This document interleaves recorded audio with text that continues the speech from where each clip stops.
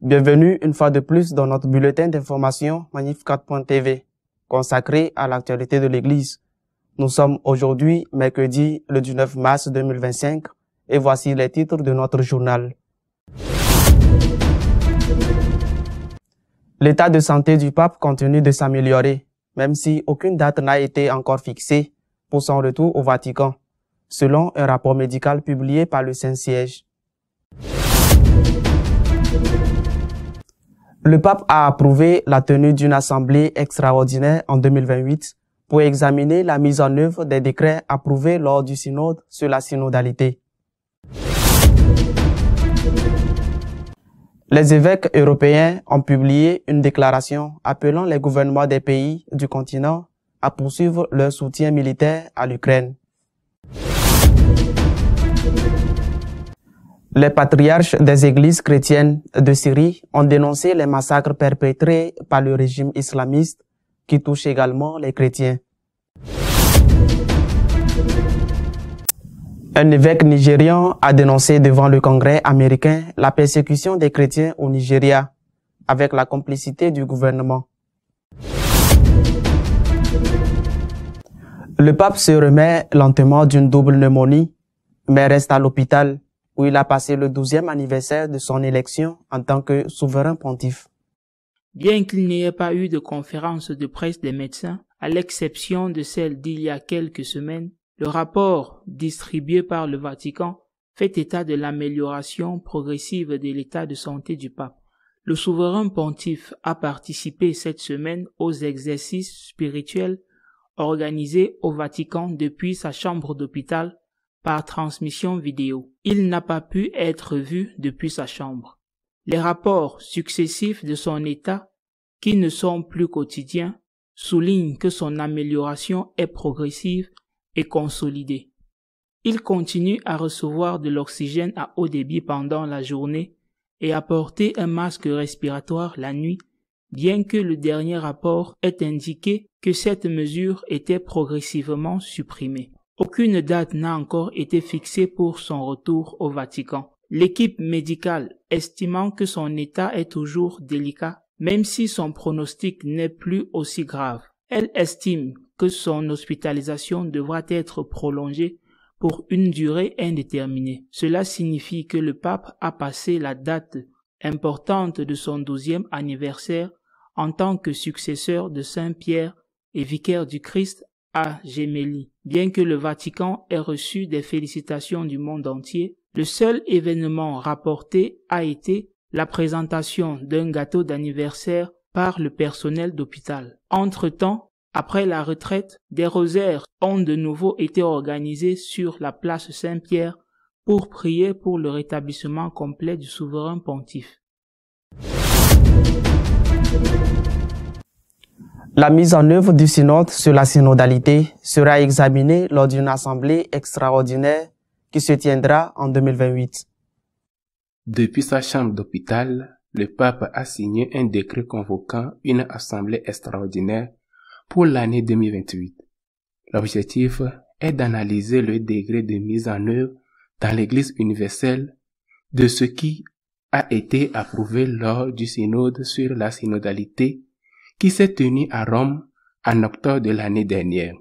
Le secrétariat général du synode a envoyé une lettre à tous les évêques et éparques et à travers eux au peuple saint de Dieu dont ils ont la charge, détaillant le processus d'accompagnement et d'évaluation de cette phase de mise en œuvre.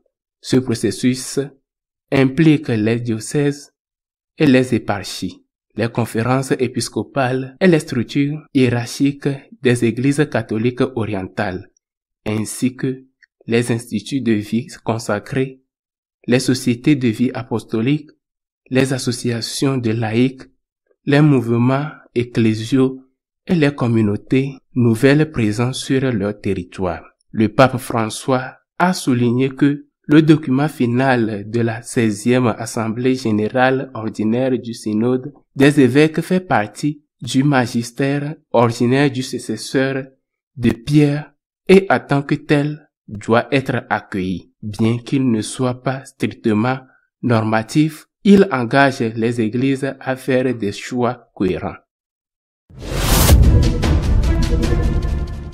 La conférence épiscopale des évêques européens a publié une déclaration appelant le gouvernement à poursuivre le soutien militaire à l'Ukraine.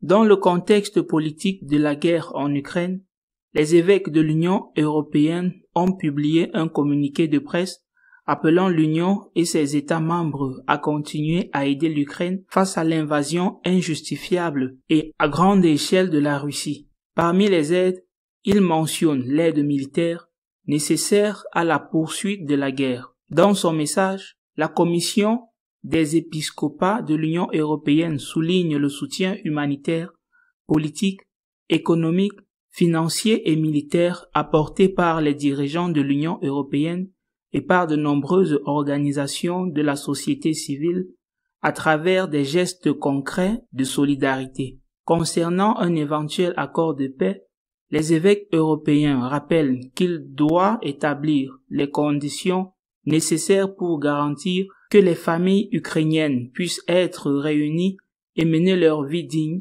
sûre et libre dans leur patrie souveraine et indépendante. En ce qui concerne l'avenir du pays, le communiqué insiste sur le fait que la communauté internationale doit continuer à aider l'Ukraine à reconstruire les infrastructures détruites. La Russie, l'agresseur, doit être impliqué de manière appropriée dans cet effort.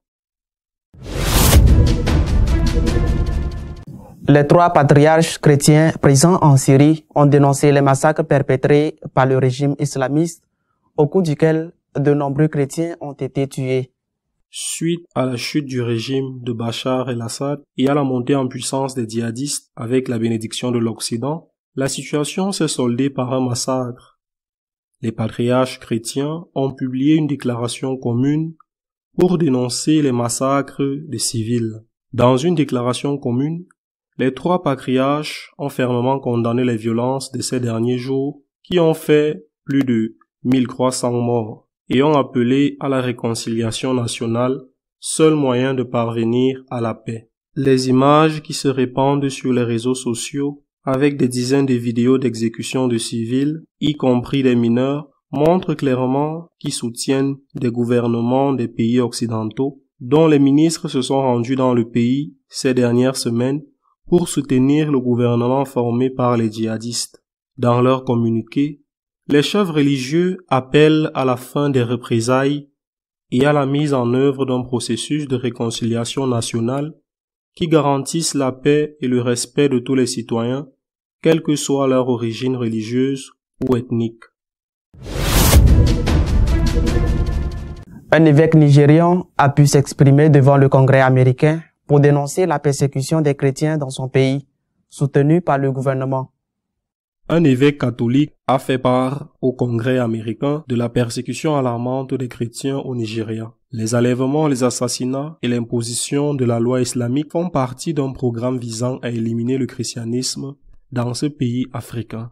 L'administration Trump devrait faire pression sur les gouvernements du Nigeria pour qu'ils cessent de permettre aux islamistes d'attaquer les chrétiens, a déclaré cette semaine un évêque catholique devant une commission du Congrès. Selon l'évêque Wilfrid Anagbe, missionnaire claretin du diocèse de Makurdi, au centre du Nigeria, les musulmans militants ont procédé à un nettoyage religieux dans de vastes régions du pays, tuant, kidnappant, violant, volant des terres et rebaptisant des villages.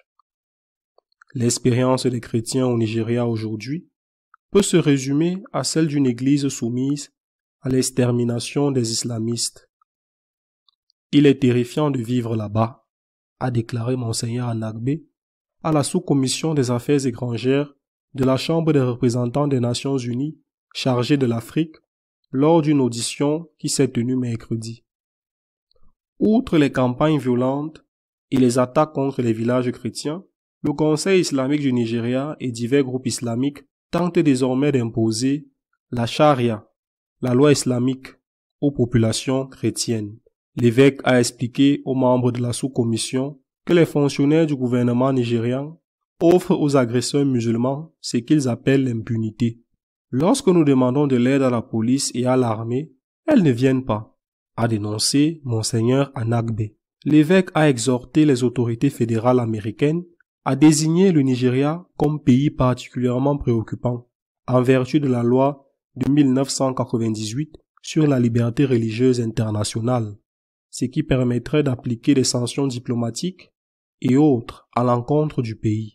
Le Nigeria, situé en Afrique de l'Ouest, est le plus grand pays du continent et le 6e du monde, avec une population d'environ 236 millions d'habitants.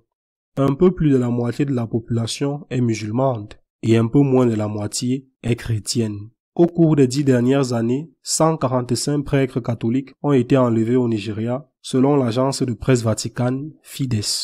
Parmi eux, 11 ont été tués et 4 sont toujours portés disparus. Notre éditorial de cette semaine est consacré à commenter l'évolution de la maladie du pape et à demander des prières pour lui. La santé du pape a continué à dominer l'actualité ecclésiastique cette semaine. Heureusement, son état de santé s'est amélioré, comme l'a répété jour après jour le communiqué du Vatican, bien qu'il n'y ait pas eu d'intervention publique de la part des médecins. Aucun événement extraordinaire ne s'est produit cette semaine qui ait mis la vie du pape en plus grand danger, comme cela s'est produit la semaine dernière, lorsque, par exemple, il y a eu cette accumulation de mucosité qui a forcé son évacuation par un mécanisme approprié. Selon le rapport du Vatican, la radiographie effectuée cette semaine montre que la double pneumonie dont il souffre se résorbe lentement et que les médicaments font progressivement effet.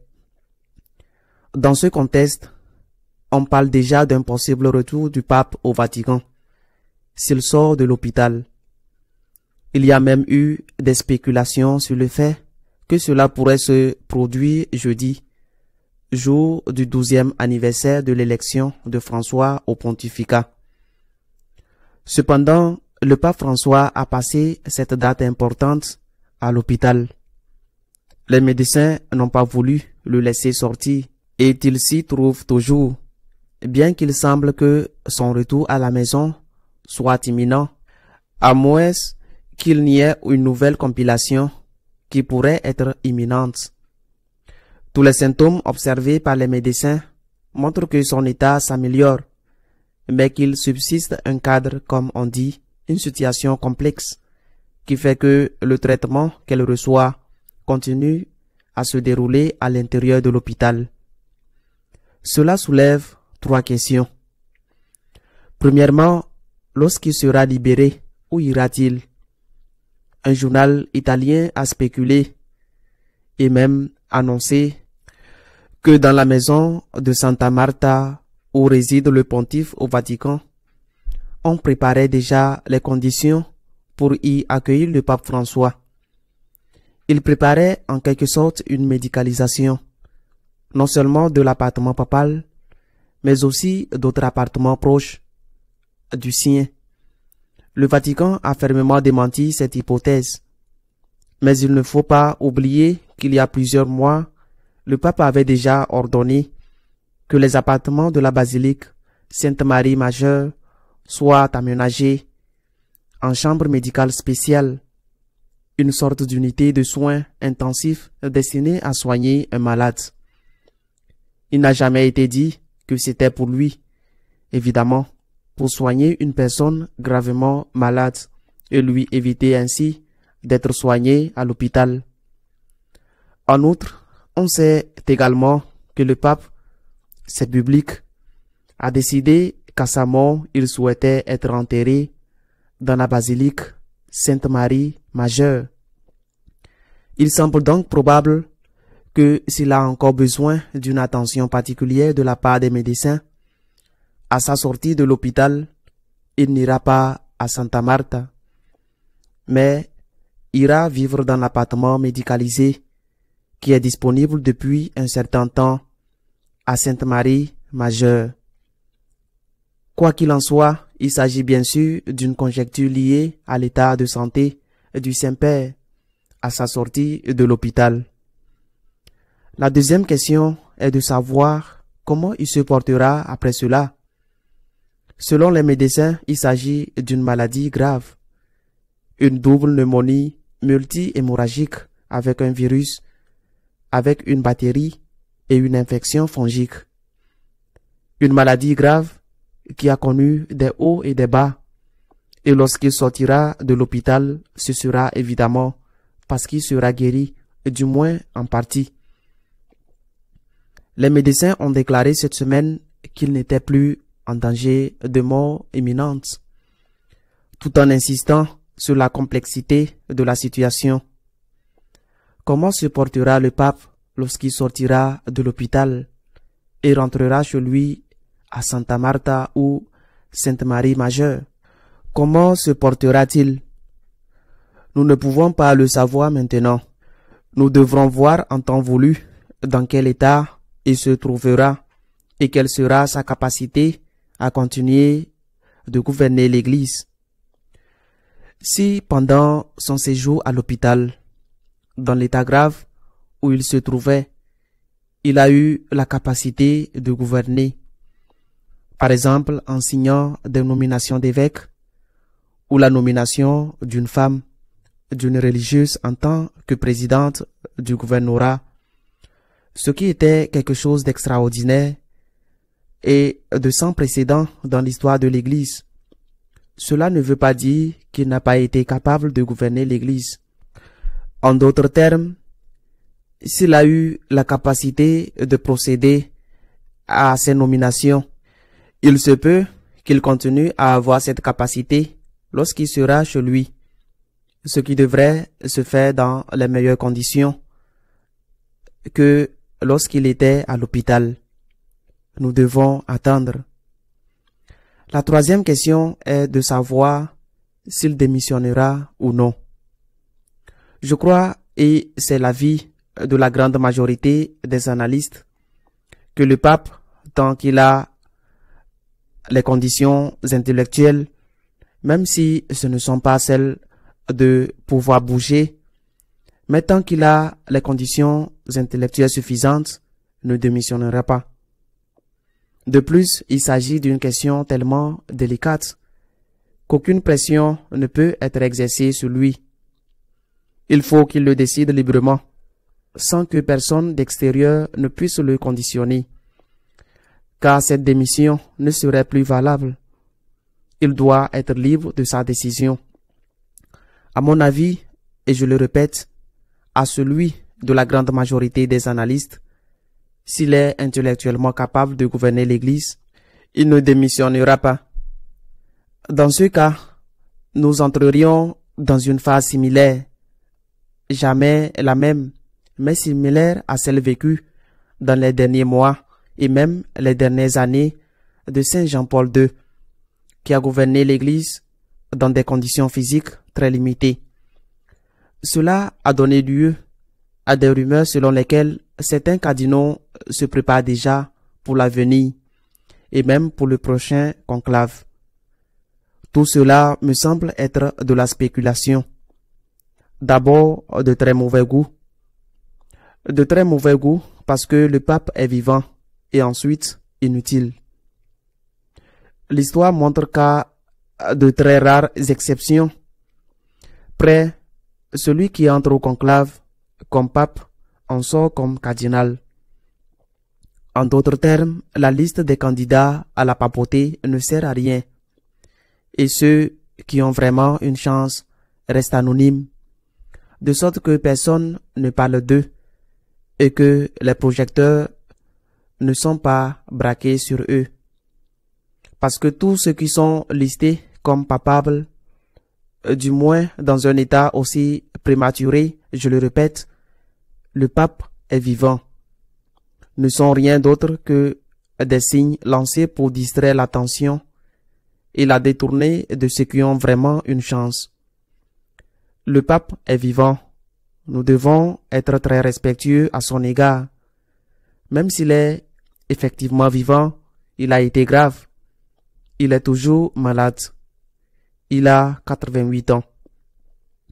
Je ne pense pas qu'il soit offensant de dire que nous sommes déjà dans la phase finale du pontificat, mais une phase finale dont nous ne savons pas combien de temps elle durera.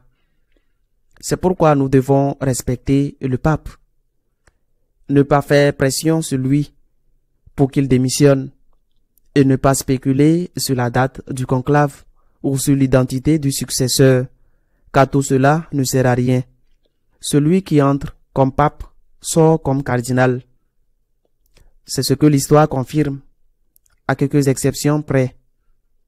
Et si ce n'est pas le cas, il suffit de demander au cardinal Scola, lors du dernier conclave qui a eu lieu. Une autre terrible nouvelle de cette semaine a été le massacre en Syrie des partisans de l'ancien régime du président Bachar Assad. Dans ce massacre cruel, des familles entières, y compris des enfants, ont été froidement assassinés. De nombreux chrétiens ont également été tués. Les patriarches des 3 églises présentes en Syrie ont publiquement appelé, dans un communiqué commun, le monde à intervenir pour mettre fin à ces massacres. Il me semble que nous devrions tout particulièrement prier pour la paix en Terre Sainte, la paix en Syrie, la paix en Ukraine, où les choses évoluent pour tenter d'obtenir au moins une trêve. Nous devrions également prier pour l'Église, prier pour le pape et pour sa santé. Il est entre les mains de Dieu, mais nous sommes tous entre les mains de Dieu.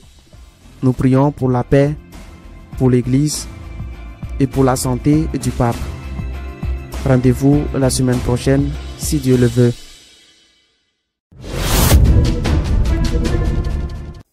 Si vous souhaitez être au courant de ce qui se passe dans l'Église, vous pouvez le faire à travers notre page d'information Magnificat.tv. Nous continuerons à vous tenir informés de ce qui se passe en elle. À la semaine prochaine, si Dieu le veut.